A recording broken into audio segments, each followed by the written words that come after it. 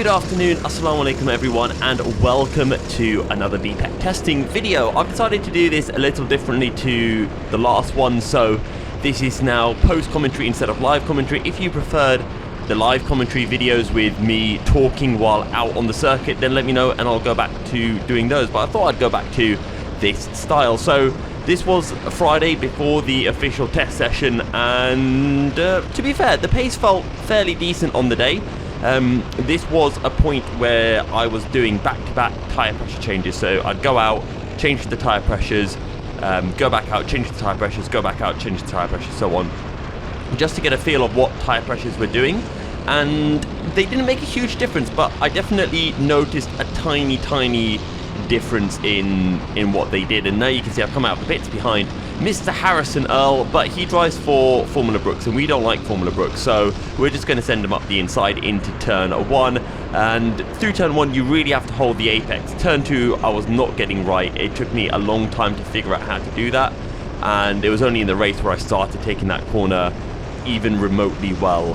So I just found that this was actually a really difficult circuit to get to grips with. There were a few little things that you have to do here and there, and it just felt a bit bizarre.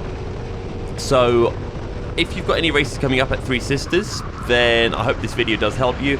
And next up I'll kind of run through, well, this video is about 8 minutes long, so I'll go through some of the laps and what you can and what you shouldn't do, because I was getting a lot of things wrong in this session that I only learned come the end of the race. So turn 1, you want to hold it nice and tight pretty much all the way through the corner. So we missed the apex by a tiny bit, but you can then flick it into this double left. I personally like to take it quite tight, but that might have just been the setup of the car. You can use that exit curb on the exit, hop onto it, and then through here you send it into the left.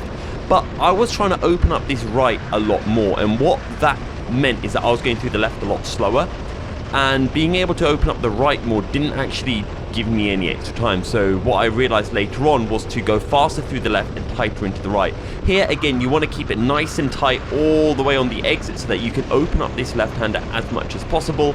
You don't want to take that inside curb, it unsettles the car. In the wet you can full send into here, but you should be pulling the car over more to the left just to open up the right-hander a bit more.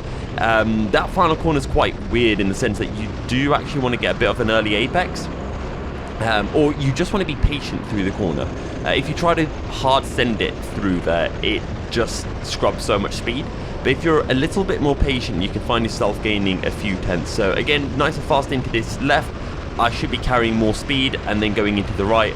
I noticed it in the race when I was behind Sam Spinale, that I tried to open up that right-hander more, but despite taking a wider line in, I wouldn't get the drive compared to him, just because I don't think taking a wider line actually helps. It's really bizarre, I don't get why, but that's just what I've noticed. You might go try it and find that's not the case. And then, oh, I completely messed that up, but I got a nice apex on the final part of the corner. So you can see compared to some of the other drivers around, I'm still gaining on them. These are not great laps, especially there, sliding rear end, stepping out. But hopefully this is not a do as I'm doing, but do what I'm not doing. One of the things with racing in general is I feel that even if you're on the wrong line, if you miss the apex but you carry loads of speed, at some tracks it doesn't make a huge difference in the sense that you might lose a tenth. Other circuits, if you miss the apex and carry speed, you'll lose a huge amount of time. But I felt that here, if I missed the apex by a tiny bit but carried lots of speed, it wasn't, you know, disastrous. But for example, in this final corner, you definitely notice it if you miss the apex. But yeah, to be honest, I was just kind of chilling, just doing back-to-back sessions, a bit of live commentary here and there, but then I decided, hey, let's not do live com. Over here, going into this left-hander, there's a patch of tarmac and AstroTurf, or Neo Geoblock that they call it. You can actually use that going into the left, and that opens up the corner a lot more. It's a lot nicer. A lot of power braking is also required at this circuit as well, and just really trying to keep the kart stable, trying to stop the rear end from stepping out. Here we've got a really nice slipstream. We're going to pull out the slipstream, pull alongside. Oh my god, I wish I had a kart this fast at the 24 hours. For those of you who don't know, did the BPEC 24 hours a couple of weekends ago, currently editing that video. That should be out hopefully next Friday if I'm able to edit things nice and quickly, but it might be the Friday after that. So keep your eyes peeled for that video. But again, we've been putting in decent laps. That last lap was a 48.7. We had a nice bit of tow, which was, you know, a good couple of tenths. But if I'd been hooking up these laps a bit better, maybe there was a 48.6, 48.5.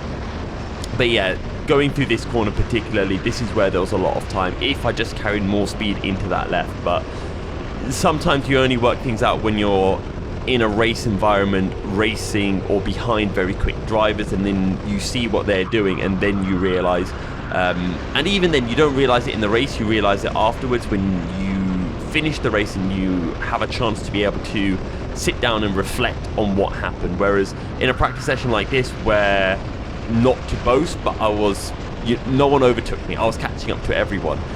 It meant that I didn't have the opportunity to learn from anyone who was quicker than me.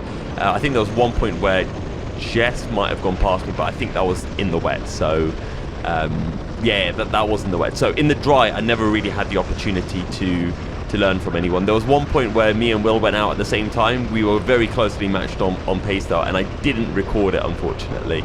Otherwise that would have been really, really good to show. So I'll try to do that next time.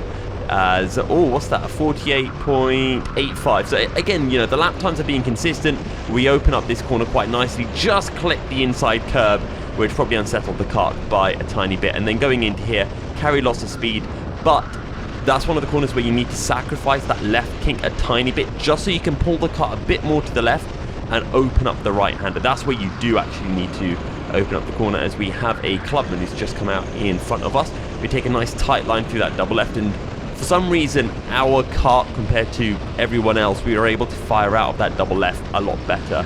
So maybe our kart was just slightly better set up for the lower speed corners compared to the higher speed corners. Again, open setups, everyone's karts might handle a little bit differently, and you know, maybe we had, if we had the rears out a bit more, we'd fire out of those low speed corners better than someone who had their rears a bit more in, and then they'd be faster through the high speed corners and so on and so forth. So there's a lot to think about. It's not just a case of thinking, oh, I'm quicker than this driver here, or he's quicker than me here, therefore I need to do what he's doing.